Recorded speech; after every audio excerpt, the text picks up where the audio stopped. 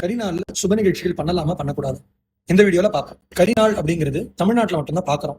இந்த நாள் நஞ்சுடைய நாள் அப்படின்னும், அதிகப்படியான வெப்பமுடைய நாள் அப்படிங்கிறதும், சங்க காலங்கள்ல பூகம்பம் வந்த நாள், இயற்கை சீற்றங்கள் வந்த நாள் அப்படின்னு பல்வேறு கருத்துக்கள் நிலவுகிறது.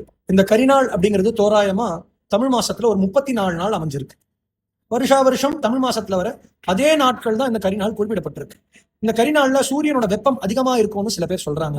சூரிய சித்தாந்தம் அப்படிங்கிற ஒரு ஜோதிஷ சாஸ்திர கிரந்தம் கிரகங்களோட நிலையெல்லாம் எப்படி இருக்கு, கிரகங்கள்லாம் எப்படி மாறுறது, காலநிலை மாற்றங்கள்லாம் எப்படி ஏற்படுறது அப்படிங்கிறத பத்தியும், கிரகணங்கள்லாம் எப்படி ஏற்படுறது அப்படிங்கிறத பத்தி எல்லாம் ரொம்ப ஆழமா சொல்லியிருக்கு.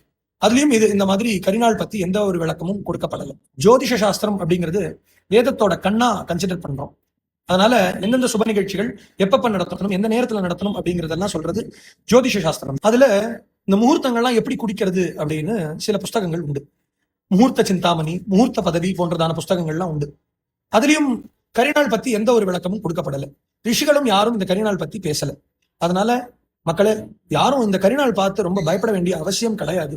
இந்த நாள்ல சுப நிகழ்ச்சிகள் நடத்தினா ஏதோ ஒரு பெரிய அசம்பாவிதம் வர்றதாகவும், பூஜை புனஸ்காரங்கள் கூட பண்றதுக்கு மக்கள் எல்லாம் ரொம்ப பயந்து ஒரு மனபீதியோட இருக்கிறது நிறைய இடத்துல என்னால பார்க்க முடியாது. அதனால இந்த கரிநாளுக்கும் ஜோதிஷ சாஸ்திரத்துக்கும் பெரிய எந்த ஒரு சம்பந்தமும் இருக்கிறதா எந்த ரிஷிகளும் சொல்லல, எந்த சாஸ்திர புஸ்தகங்கள்லயும் இல்லை.